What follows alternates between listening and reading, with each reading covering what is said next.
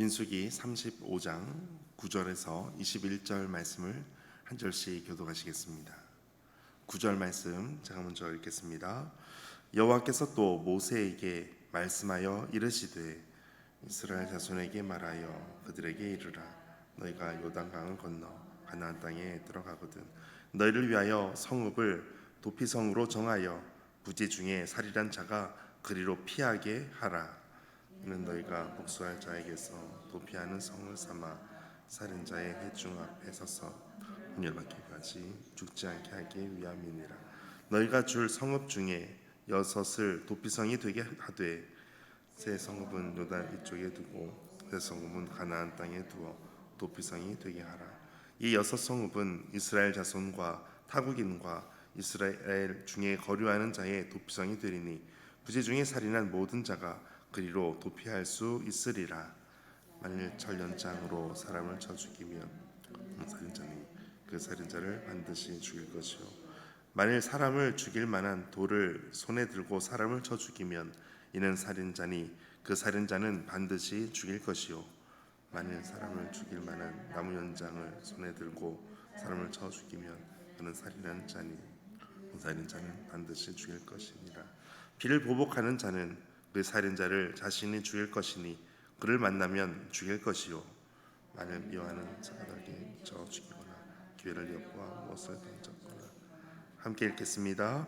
아기를 가지고 손으로 쳐 죽이면 그 친자는 반드시 죽일 것이니 이는 살인하였음이라. 피를 보복하는 자는 살인자를 만나면 죽일 것이니라. 아멘. 주님의 말씀입니다. 오늘도 주님의 은혜와 보호하심이 함께 하시기를 축복합니다. 오늘 여호와께서 모세에게 말씀하는 것은 이제 10절에 보니까 너희가 요단강을 건너 가나안 땅에 들어가거든. 요단강을 건너 가나안 땅에 들어갔을 때 해야 되는 것 중에 하나가 이제 11절에 있는 것처럼 성읍들을 정해서 특별히 도피성을 만들어야 되는 것을 말씀하고 있습니다. 도피성을 만드는 이유는 한 가지입니다. 11절 마지막에 보면 부지 중에 살인한 자가 그리로 피하게 하라. 부지 중에 살인한 자라고 하는 것은 의도치 않게 또 악의를 가지고 하지 않았다는 것입니다. 자신도 할 수 없을 만큼의 알 수 없을 만큼의 그러한 실수로 의해서 살인을 하게 되는 경우가 있을 수 있다라는 것을 말씀하는 것입니다. 그래서 이렇게 살인을 발생했을 때 복수하는 사람들이 당연히 생기게 됩니다. 율법에 있는 것처럼 눈에는 눈, 이에는 이이기 때문에 그대로 해야 됩니다. 그런데 뒤에 말씀 보게 되면 16절에서 21절까지의 말씀을 보면 철 연장을 가지고 사람을 쳐 죽인 자이거나 나무 연장을 가지고 사람을 쳐 죽인 자이거나 또 미워할 만한 어떤 이유가 있어서 밀쳐 죽이거나 기회를 엿보아 무엇을 던져 죽이거나 악의를 가지고 손으로 쳐 죽인 자는 그 사람은 반드시 죽어야 됨을 죽일 것을 말씀하고 있습니다. 그런데 그렇지 않은 경우가 있다라는 것을 먼저 말씀하는 것입니다.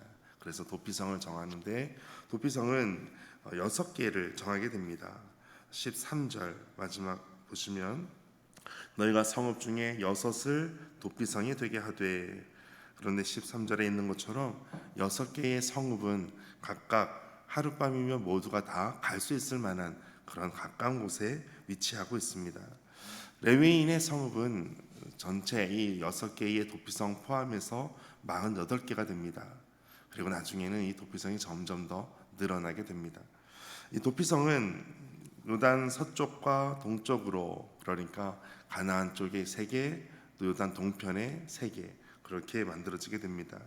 요단 왼편 서편으로는 맨 위에 게데스와 가운데 세겜과 밑에는 헤브론으로, 또 오른쪽에서는 맨 위에는 골란, 공원에 있는 골란으로, 중간에 라못, 밑에는 보솔 지역에 각각 세워져서 6개가 만들어지게 됩니다.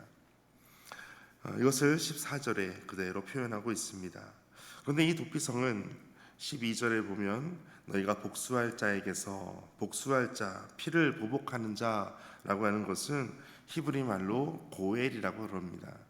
고엘 제도는 하나님의 은혜를 경험하기 위해서 가까운 친족을 찾을 때 그 친족을 바로 고엘이라고 하는 것처럼 친족들이 모든 자신의 가족들을 지키고 보호하고 또 모든 은혜를 베풀어야 되는 것처럼 살인을 경험했던 가족이 있다면 그 가족 또한 이 모든 것에 대해서 책임을 지고 또 피해 보복을 할 수밖에 없다라는 것을 말씀하고 있습니다.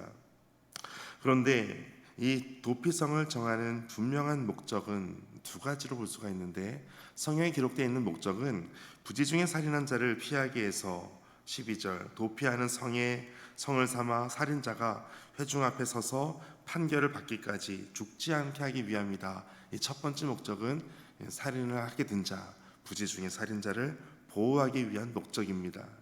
두 번째 목적은 이것입니다.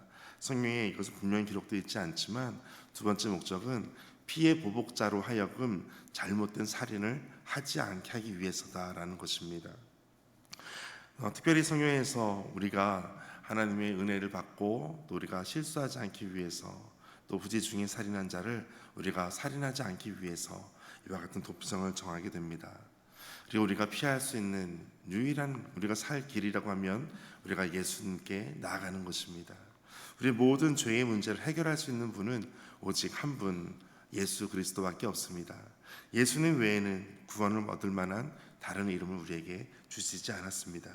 그러므로 우리에게 부지 중에 살인한 자가 보호되고 또 억울한 살인을 또 피할 수 있는 그러한 길을 열어주셨던 것처럼 도피성을 제외한 곳에서는 피해 복수가 일어날 수밖에 없지만 우리는 영원한 도피성인 예수 그리스도 안에서 참된 구원과 참된 자유를 경험할 수가 있습니다.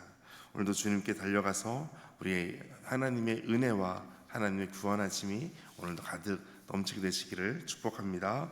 함께 기도하겠습니다.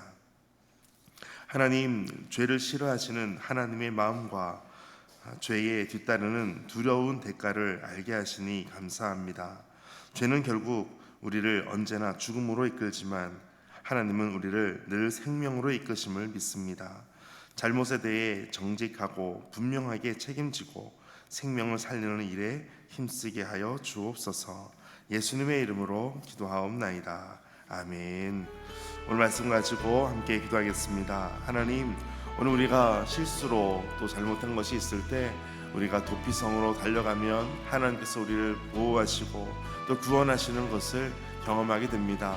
오직 예수 그리스도 안에서 머물게 하시고 예수 그리스도와 함께 오늘도 살아가게 하여 주옵소서.